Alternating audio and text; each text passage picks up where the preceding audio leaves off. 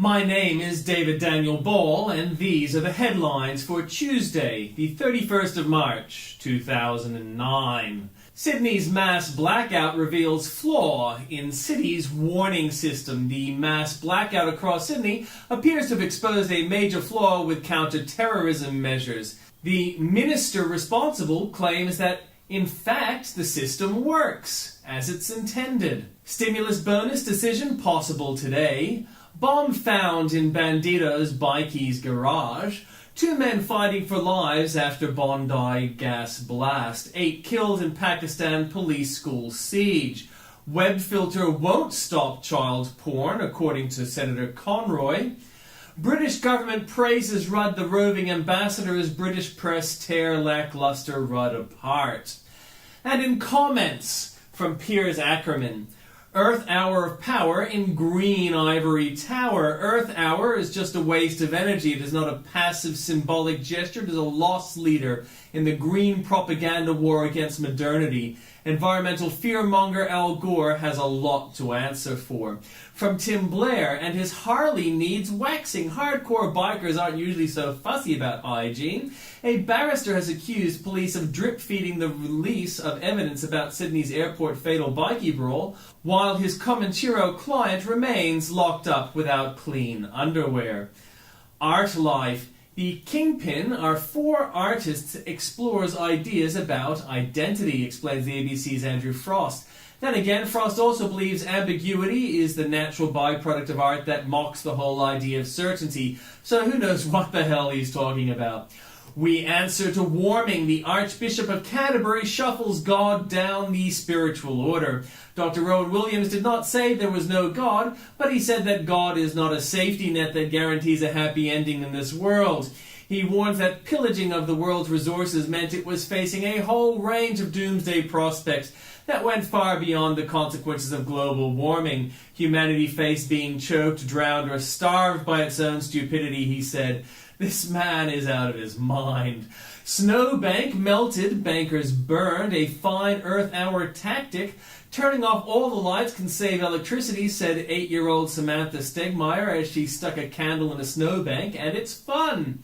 That'll help get the big melt underway. In other progressive news, here's the Guardian's April 1 protest schedule. 11 a.m. groups will converge at London stations Moorgate, Liverpool Street, London Bridge and Cannon Street. Each group goes on a parade to the Bank of England. Noon carnival at the Bank of England with live music and street theatre, including the hanging of bankers' effigies. Climate Camp will march on the European Climate Exchange Bishopsgate. The Guardian also reports thousands of G20 meltdown campaigners posters show a mannequin wearing a suit being hanged, while an anarchist website has the slogan, "Burn a banker." London is full of bankers. Think of the carbon. It's just so obvious. Marrying frogs was the solution all along. Earth Hour 2, much of central Sydney, including the Daily Telegraph office, is without electricity, traffic lights, street lights, everything's out. Been like this for, about 40 minutes. Wagoner roll. This seems noteworthy. The Obama administration asked Rick Wagoner, the chairman and CEO of General Motors, to step down, and he agreed, a White House official said. Al lights up just like Times Square. Al Gore's mansion displayed a planet-hating glow during Earth Hour. Fear for Pakistan by Andrew Bolt. Pakistan is in deep, deep trouble when the attacks are as brazen as this. Terrorists dressed as police and armed with machine guns and grenades launched a deadly attack on the police academy in Lahore yesterday, triggering an 8-hour gun battle that killed as many as 34 policemen and wounded 92 others. G20 spin unspun. Peter Wilson has had enough of the spinning even before the G20 meeting starts. The Prime Minister's spin in Australia has largely been about his own role in shaping the summit, for instance offering some rather unnecessary advice to the Americans and others that they should deal with their toxic bank assets. How the Defence Minister was groomed. Defence Minister Joel Fitzgibbon's Chinese benefactor has an interest in military affairs.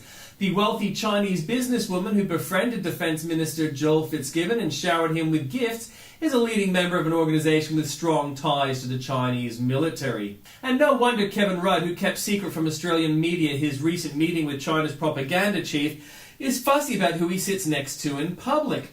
The Prime Minister's staff asked the BBC to move him from his position beside the Chinese ambassador to Britain, Madame Fu Ying, when the two appeared on the BBC Andrew Marr show at the weekend. Obama now runs GM2, a former community organizer. Barack Obama thinks he deserves a say now in even how a big manufacturing company should be run. Boycott these academics instead. Here is a list, and I'll include a list at the link, of Australian academics who, from a world that includes tyrannies and sponsors of terrorism and genocide, have singled out just one state for collective punishment. Poor Israel. Jobless, blame the infidel. Islamic philosopher and sociologist Hussein Adibi knows why so many Muslims are unemployed here. Muslim people already suffer twice the unemployment rate of other workers in Queensland, and the global economic crisis is likely to make matters worse, research shows. A study undertaken by Queensland University of Technology researcher Dr. Hussein Adibi found there was a huge gap between the level of unemployment in general population of Muslims, something that was likely to worsen the declining economic climate. Dr. Adibi found that Muslims were disadvantaged due to four main factors: racism, discrimination, media bias, and the lack of Muslim representation in decision-making bodies. That's odd. The four main reasons Dr. Adibi gives for very high rates of unemployment among Muslims all involve them being picked on or ignored by non-Muslims. Talk about feeding a nasty culture of victimhood. Isn't it likely that Muslim unemployment might be better explained by poor English, poor skills, poor assimilation, poor education of women, and a culture among some of rejection of our wider society? 37 people vanished. Good news, of course, but very curious. The death toll from the Black Saturday bushfires has been downgraded to 173, 37 fewer than previously estimated by authorities. Obama's warming isn't. Barack Obama does a Tim Flannery, implicitly blaming the North Dakota floods on global warming. Again, I ask, if the evidence for apocalyptic man-made global warming is so overwhelming, why do the believers need to tell so many porkies? Stolen from what? The stolen generation farce exposed. Almost 2/3 of Aboriginal children in Victoria who have been removed from their homes are placed with non-Aboriginal carers, raising the spectre of another stolen generation. The legal action is being threatened by Muriel Bamblett. Could she not do more good by fostering some Aboriginal children in herself, rather than attacking the whites who do it instead? And a question for the age: does stolen generation now actually mean children who were rescued from harm and who have no Aborigines prepared to look after them? If so, isn't that, as I've said from the start, a deceitful use of the word stolen? And it's now global yawning. The doom-mongering finally met consumer resistance during Earth Hour, even in post-heat wave Melbourne. Electricity consumption in the city centre fell by 2% from 8:30 p.m. on Saturday, when people were encouraged to switch off their lights in a united call for political leadership on climate change. This was down markedly on a year ago, when electricity use for the hour plunged 10.1%.